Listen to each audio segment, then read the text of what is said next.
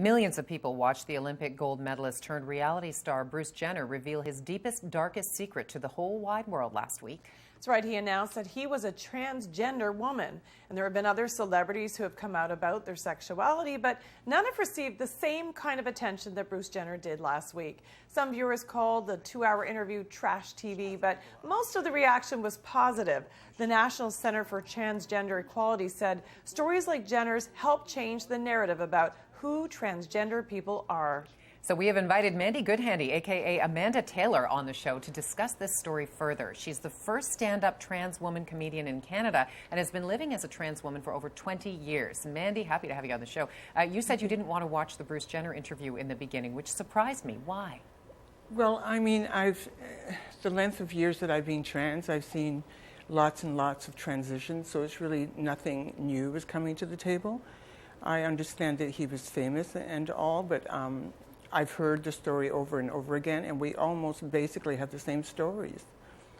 So you don't think the fact that you've got this American hero for, as a man, coming out in front of the world and talking about something that really is not talked about on a regular basis publicly and really educating people about it, hopefully, is a good thing? What I think is, it's a good thing that any transsexual people anywhere come out, and every single one of them should be given recognition. But on the other hand, this is very good for all of us as well because of the fact that he's famous. So I agree with you on that. I just wanted to stress the fact that there's just so many out there that have already come out, and it's hard for all of us. And there's lots of stories to be told. Have you spoken with anybody else in the trans community since that interview? And if so, what has the response been? I haven't spoken to a lot of people about this in person, but I've certainly got a lot of feed from Facebook and Twitter and a lot of responses from trans people, trans men and women who are commenting on this. And mostly it's very, very positive, as you mentioned. It's a good thing. Any sort of attention that trans people can get anywhere is awareness that we exist and that we're human. And when he was doing the interview, he was exactly that. And that part of the interview I was very thrilled with. He handled himself wonderfully. And the only reason I'm saying he is not out of disrespect, it's just that this is what he's requested until he's decided what his pronoun is going to be. Okay, so Mandy, you said everybody has a story. We want to hear yours. What was it like for you growing up as a boy who really felt like a girl? And when did you start to acknowledge that and make a change in your life? Okay, well, from basically the beginning, I think this is true to most trans people. We feel we are the wrong gender from a very, very young age, every time. It's consistent. I felt like I was a little girl. Everything came naturally to me to be with little girl toys, to dress like a little girl. It wasn't until I was informed that I was not a little girl that I really thought I was one. And once you go to school and you start dealing with other children and other people, that's when reality really kicks in, because at that point you're just very innocent, you're very young, you're very naive, you really don't know. And so the situation was you're bullied a lot, you get picked on a lot, and then you eventually have to start learning how to act and be male as you're observing other people, because you're not sure how you're supposed to be, how you're supposed to act or be, because you don't know. You just naturally feel comfortable the way you are as what you feel, which is, for me, it would be a little girl. Of course, the feeling of being displaced, I can only imagine. But what shocked me was when Jenner said he had contemplated suicide. I know it's a personal question, but had that ever come into your mind? You know, not in my mind, but probably in a lot of people's minds, because it's not all that easy. The situations are not all that easy for everyone. Everyone has a different background. Everyone has a different reaction from friends and family. I was lucky to have support. I was lucky to be a fairly confident person, and also I was lucky to have been fully educated and older before I decided that, you know, this is really what I need to do, because I'm still feeling uncomfortable. And a lot of us naturally feel that we are just gay men. The ones that are attracted to men, of course, not all trans women are, of course. But the thing is, you feel like you're gay. Oh, I must be gay then. This is why I'm feeling different and awkward. And then you start realizing when you're living in the gay world that this is not it. This is not working for me. And then you start really doing a lot of soul searching, and you look back. And what happened in my case is I look back and I remember that little girl. And I thought, there's something wrong here.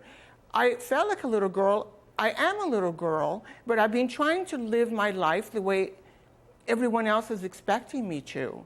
I'm memorizing, like I said, how boys walk, how they talk, how they act.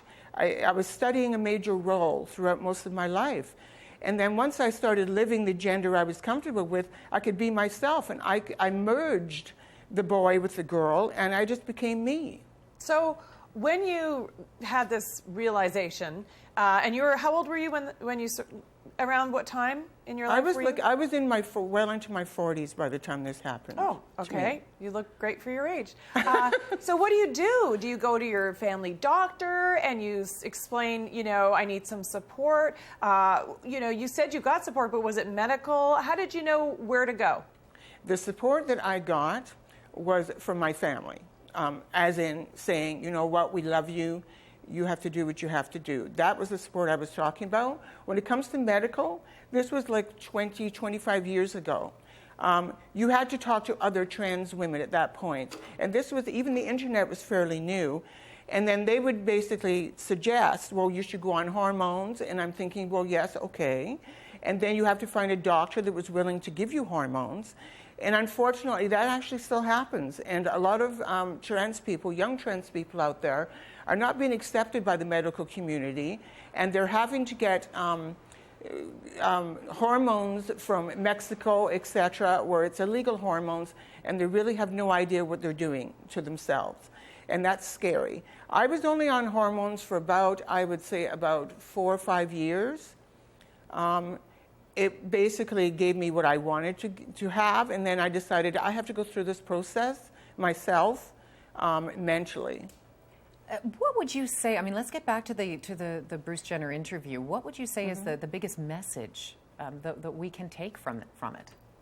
Well, I think what the biggest message, it depends on who you're talking about. For me, or for the trans people, or the general public? I suppose everybody, yeah. And there must be 3 different messages then. Or can we all take the same message from this? It could be, we could all end up at the same place. Mm-hmm.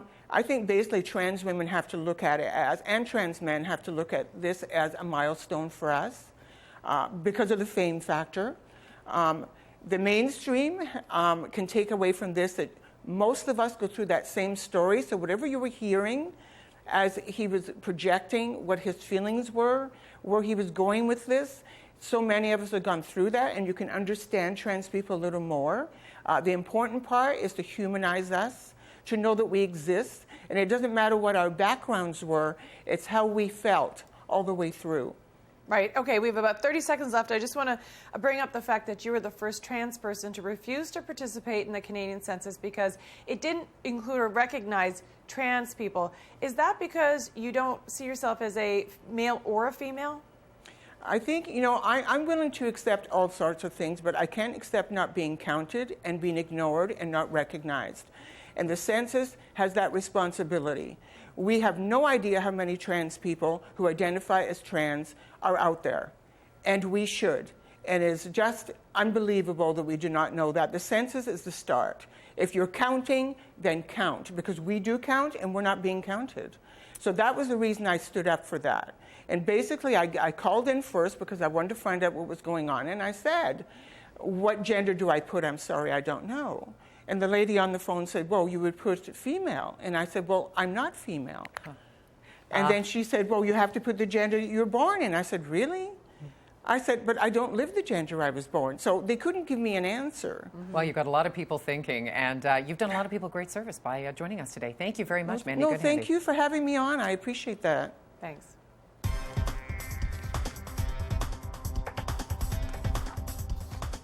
When we come back, let $1 Million Lotto winners keep their identity anonymous. You never know who's going to come after you for your money. Really, Alyssa? How else can the lottery prove there's actually a real winner? The rule's clear. You have to reveal your identity. You don't like that? Well, then don't buy a ticket.